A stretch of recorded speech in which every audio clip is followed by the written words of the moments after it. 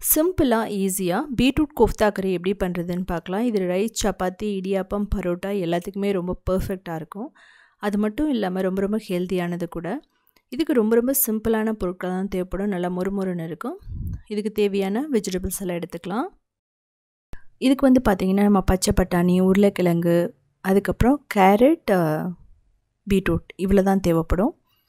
நீங்கள் தேவைப்பட்டால் பீன்ஸ் கூட போட்டுக்கலாம்.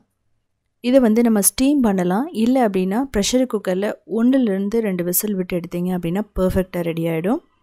அதுக்கப்புறம் தண்ணியை கம்ப்ளீட்டாக வடிச்சிட்டு நம்ம உடனடியாக ஈஸியாக பண்ணிடலாம். இதுக்கு வந்து பார்த்திங்கன்னா ஒரு கேரட், ஒரு பீட்ரூட், ஒரு உருளைக்கிழங்கு அவ்வளோதான் தேவைப்படும். லார்ஜ் லெவலில் பண்ணால் இதையே டபுள் தி அமௌண்ட் நீங்கள் பண்ணிக்கலாம். இப்போது ப்ரெஷர் குக்கரில் போட்டுட்டு தேவையான அளவு தண்ணி ஊற்றிடலாம். பச்சை பட்டாணி ஒரு 1/4 கப் போட்டுடலாம். இல்லை தனியாக வேக வச்சு கூட போடலாம். நீங்கள் உப்பு போட்டு வேக வச்சுருங்க. சொன்ன மாதிரி 2 விசில் விட்டால் ரொம்ப பர்ஃபெக்டாக வந்துடும். இந்த தண்ணியை வடிச்சிடலாம். இந்த தண்ணியை நீங்கள் கீழே ஊற்ற வேணாம். ஏன்னா வெஜிடபிள் எல்லாம் வெந்ததுனால அது நம்ம ரசத்துக்கு யூஸ் பண்ணிக்கலாம். ரொம்ப ரொம்ப நல்லாயிருக்கும். துவரம்பருப்பு போட்டு அதுக்கப்புறம் இந்த தண்ணி ஊற்றுனீங்களா அப்படின்னா ரொம்ப பர்ஃபெக்டாக ஹெல்த்தியான ரசம் ரெடி ஆகிடும். சூப்பில் கூட நீங்கள் இதை கொடுக்கலாம். இப்போ வந்து பார்த்திங்க அப்படின்னா இந்த வெஜிடபிள் எல்லாம் போட்டுட்டு நல்லா மேஷ் பண்ணி எடுத்துக்கலாம். மசிச்சு எடுத்துக்கணும். இன்கேஸ் உங்களுக்கு கொஞ்சம் ரன்னியாக இருக்கிற மாதிரி இருந்ததுன்னா ஃப்ரிட்ஜில் வச்சுட்டு நீங்கள் பண்ணலாம். ஒன்றும் பிரச்சனையும் இல்லை. பிரெட் க்ரம்ஸ் எல்லாம் போடும்போது பர்ஃபெக்டாக ரெடி ஆகிடும்.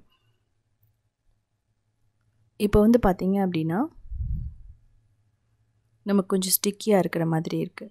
இதுக்கு வந்து பைண்டிங் ஏஜென்ட்டுக்காக நம்ம மைதாலாம் போட போகிறோம். அதுக்கு முன்னாடி தாளிச்சுக்கலாம். எண்ணெய் ஊற்றிட்டு ஜீரகம், அதுக்கப்புறமா இஞ்சி, பூண்டு, வெங்காயம், பச்சை மிளகாய் லைட்டாக மட்டும் வறுத்துக்கலாம். கோல்டன் ப்ரௌன் ஆகணும்னு அவசியம் இல்லை. இப்போ மசாலா பொடி, மஞ்சள் தூள், மிளகாய் தூள், கரம் மசாலா தூள், கொத்தமல்லி தூள், உப்பு, ரோஸ்டட் கியூமின் பவுடர், மிளகுத்தூள், மிளகாய் தூள் எல்லாம் போட்டதுக்கப்புறமா வறுத்து வச்ச நிலக்கடலை, அப்படி இல்லைனா கூட நீங்கள் முந்திரி போட்டுக்கலாம். இப்போ கொத்தமல்லி, அதுக்கப்புறமா மைதா, கார்ன்ஃப்ளவர், அரிசி மாவு நல்லா ரோஸ்ட் பண்ணுங்கள். இப்படி ரோஸ்ட் பண்ணும்போது பச்சை வாசனை வராது. இப்போது மசிச்சு வச்ச பீட்ரூட், உருளைக்கிழங்கு அதெல்லாம் போட்டுட்டு சிம்மில் வச்சுட்டு மிக்ஸ் பண்ணுங்கள். இந்த ஸ்டேஜில் நீங்கள் ஆஃப் பண்ணிடலாம். ஏன் அப்படின்னா எல்லாமே நல்லா வெந்துருச்சு. அது மட்டும் இல்லாமல் நல்லா ரோஸ்ட்டும் ஆகிடுச்சு. இதுக்கு மேலே நம்ம அதை ரொம்ப குக் பண்ண வேணாம். ரொம்ப ஓவராக குக் பண்ணாலும் நல்லா இருக்காது. ஆஃப் பண்ணதுக்கப்புறம் நம்ம பிரெட் க்ரம்ஸ் போட்டு நல்லா மிக்ஸ் பண்ணிக்கலாம். இந்த ஸ்டேஜில் உங்கள்கிட்ட பிரெட் க்ரம்ஸ் இல்லை அப்படின்னா ரொம்ப சிம்பிள். 2 ப்ரெட்டை வந்து மிக்சியில் அடித்து இதில் போட்டுருங்க. இதுக்கு மேலே கொத்தமல்லி தூணா அவ்வளோதான். கொஞ்சம் ஆறுனதுக்கப்புறம் உருளைகளாக பிடிச்சிக்கலாம் ஓவல் ஷேப்பில். இது வந்து பார்த்திங்க அப்படின்னா நீங்கள் ரெடி பண்ணி வச்சுட்டா 1 வீக் வரைக்குமே நம்ம ஃப்ரீசரில் வச்சுக்கலாம். ஜிப்லாக் பவுச்சில் போட்டு வச்சிட்டிங்க அப்படின்னா கெட்டு போகாது. உங்களுக்கு எந்த ஷேப்பில் வேணுமோ அந்த ஷேப்பில் நீங்கள் பிடிச்சி எடுத்துக்கலாம். நம்ம யூஸ்வலாக ரயில்வே கட்லெட்னு சொல்லுவோம், இல்லை அப்படின்னா பீட்ரூட் கட்லெட்டுன்னு சொல்லுவோம். அதையே நார்மலாக ஸ்ட்ரீட்டில் வந்து ஸ்ட்ரீட் ஸ்டைலில் அவங்க என்ன சொல்லுவாங்கன்னா வெஜிடபிள் சாப்புன்னு சொல்லுவாங்க.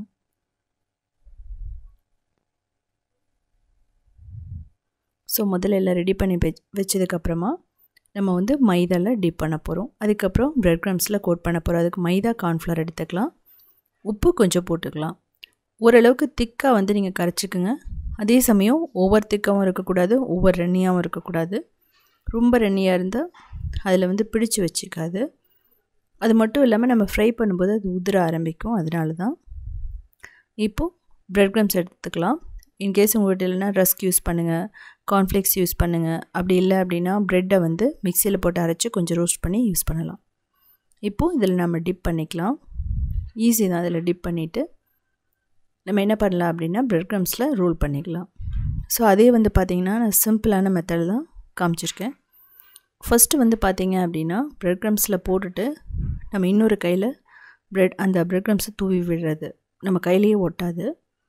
இன்னொரு சிம்பிளான மெத்தட் இருக்குது. அது என்ன பண்ணுவோம் அப்படின்னா இதில் வந்து போட்டதுக்கப்புறமா கையிலேயே நம்ம தொட வேண்டியதில்லை. அப்படியே எல்லாமே கூட்டாயிடும். அது உங்களுக்கு ரொம்ப ஈஸியாக இருக்கும்.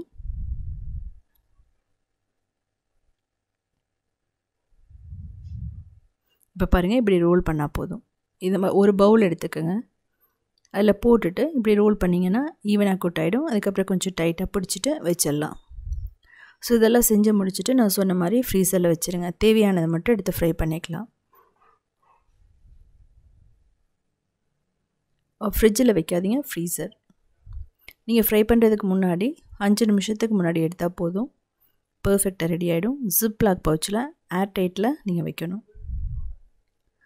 நான் வந்து இமீடியட்டாக தான் பண்ண போகிறேன். இன்னொரு மெத்தட் என்னென்னா, ஒரு தடவை கோட் பண்ணதுக்கப்புறம் திரும்ப டிப் பண்ணிவிட்டு திரும்ப பிரெட் க்ரம்ஸில் கோட் பண்ணுறது இன்னொரு மெத்தட். அப்போ வந்து பார்த்திங்கன்னா நல்ல கிறிஸ்பியான லேயர் 2 லேயர் இருக்கும். இதுக்கப்புறமா வந்து பார்த்திங்க அப்படின்னா நம்ம நல்ல சூடான எண்ணெயில் போட்டுட்டு கிறிஸ்பியாக கோல்டன் ப்ரௌனாக வர வரைக்கும் ஃப்ரை பண்ணி எடுக்கணும். சிம்பிளான மெத்தட் தான். ஃப்ரை பண்ண பிடிக்காதவங்க ஏர் ஃப்ரையர், பேக்கிங் எந்த மெத்தடில் வேணாலும் நீங்கள் பண்ணலாம். ஷேலோ ஃப்ரை மெத்தடும் இருக்கும். கொஞ்சம் மட்டும் ஆயில் ஊற்றிட்டு ஃப்ரை பண்ணுறது. இன்கேஸ் உங்களுக்கு இது மாதிரியெல்லாம் வேணான்னா ரவுண்டாக கட்லெட் மாதிரி பண்ணி கூட நீங்கள் ஃப்ரை பண்ணி பாருங்கள். ரொம்ப சூப்பராக இருக்கும். வெஜிடபிள் சாப்போட பேஸ் இதுதான். ஸோ இந்த பீட்ரூட் கோஃப்தா இல்லை அப்படின்னா நீங்கள் வந்து வெஜிடபிள் சாப் வந்து பார்த்தீங்க அப்படின்னா எல்லா கிரேவிக்குமே ரொம்ப சூப்பராக இருக்கும். முதல்ல கிரேவிக்கு இஞ்சி, பூண்டு, வெங்காயம் இதெல்லாம் நல்லா ஃபைனாக அரைச்சி எடுத்துக்கலாம். இல்லை கரகரப்பாக கூட எடுத்துக்கலாம். இப்போது பட்டை, கிராம்பு, ஏலக்காய், அதுக்கப்புறம் ஜீரகம், அரைச்சி வச்ச விழுதை போட்டுட்டு நல்லா ரோஸ்ட் பண்ணணும். இது ஓரளவுக்கு லைட் ப்ரௌனாக வந்தால் கிரேவி நல்லாயிருக்கும். 2 நாள் ஆனாலுமே கெட்டு போகாது. பச்சை மிளகாய் போட்டுக்கலாம், அதையும் நல்லா வதக்குங்க. இப்போது தக்காளி, கிட்டத்தட்ட ஒரு 5 தக்காளியை நம்ம ஃபைனாக அரைச்சிக்கலாம். இது இன்ஸ்டண்ட்டான கிரேவி தான். இப்போ பார்த்தீங்க அப்படின்னா அந்த வெங்காயம், இஞ்சி, பூண்டெல்லாம் நல்லா ப்ரௌன் ஆகிடுச்சு. இப்போ அந்த தக்காளி விழுத போடுறோம். தக்காளி விழுத போட்டுட்டு இதையும் நல்லா தண்ணியே ஊற்றாமல் கிட்டத்தட்ட ஒரு 3லேருந்து 5 நிமிஷம் மீடியம் டு ஹையில் வச்சுட்டு மிக்ஸ் பண்ணுங்கள். அப்போ தான் அந்த பச்சை வாசனை போகும். பச்சை வாசனை போனதுக்கப்புறமா நம்ம தேவையான அளவு தண்ணி ஊற்றிக்கலாம். இப்போ மூடி வச்சிடலாம். கிட்டத்தட்ட ஒரு 5 நிமிஷத்துக்கு அப்புறமா பர்ஃபெக்டாக ரெடி ஆகிடுச்சு. இப்போ மசாலா பொடி எல்லாமே போட்டுக்கலாம். மஞ்சள் தூள், மிளகாய் தூள், கொத்தமல்லி தூள், ஜீரகத்தூள், மிளகுத்தூள், கரம் மசாலா தூள் எல்லாமே போட்டுட்டு நல்லா வதக்குங்க. இதுக்கப்புறம் தேவையான அளவு உப்பு போட்டுக்கலாம். இன்னும் வந்து பார்த்திங்கன்னா இதில் நான் தண்ணி ஊற்றலை. தண்ணி ஊற்றாமல் தான் வதக்கிட்டுருக்கேன். இப்போது முந்திரியை நம்ம அரைச்சிக்கலாம்.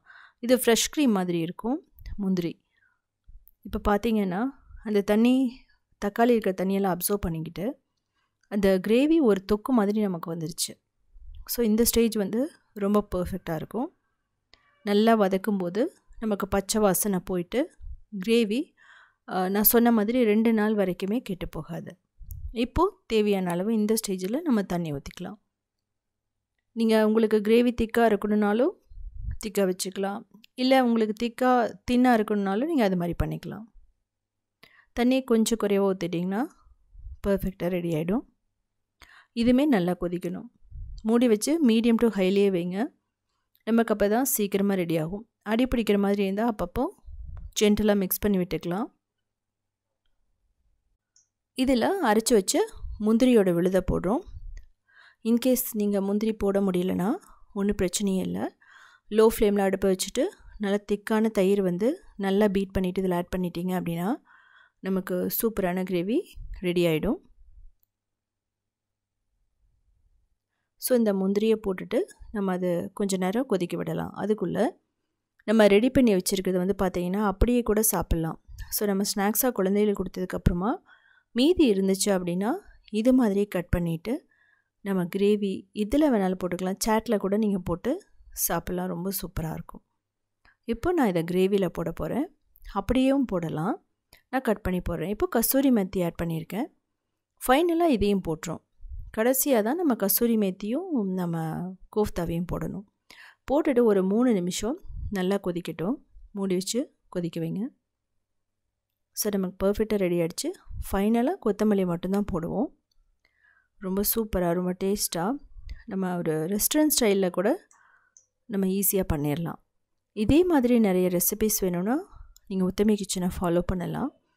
க்ரியேட்டிவ் வேர்ல்டு இன்னொரு சேனல் இருக்குது. அதுலேயுமே 1900 ரெசிபீஸ் இருக்குது. கிட்டத்தட்ட 2012 ரன் பண்ணிகிட்ருக்கோம். அது மட்டும் இல்லாமல் south indian foods.in அப்படிங்கிற வெப்சைட்டை 14 இயர்ஸ்க்கு மேலே ரன் பண்ணிகிட்ருக்கோம். 8000 ரெசிபீஸ்க்கு மேலே இருக்குது. எல்லாமே ஸ்டெப் பை ஸ்டெப் ஃபோட்டோஸோடு இருக்கும். ரொம்ப ஈஸியாக இருக்கும் உங்களுக்கு ப்ரொசீஜரெலாம். இதை நீங்கள் பண்ணியிருந்தீங்கன்னா நீங்கள் என்ன மெத்தடில் பண்ணுவீங்கன்னு சொல்லிட்டு கமெண்ட் பண்ணுங்கள். இதில் வந்து நான் ஃப்ரை பண்ணியிருக்கேன். நீங்கள் ஏர் ஃப்ரை பண்ணலாம், பேக் பண்ணலாம், இல்லை பணியாரம் கல்லில் கூட போட்டு எடுக்கலாம். ரொம்பவே நல்லாயிருக்கும். ரைஸோடு எடுத்துக்கலாம். நான் எல்லாத்துக்குமே ரொம்ப பர்ஃபெக்டாக இருக்கும்.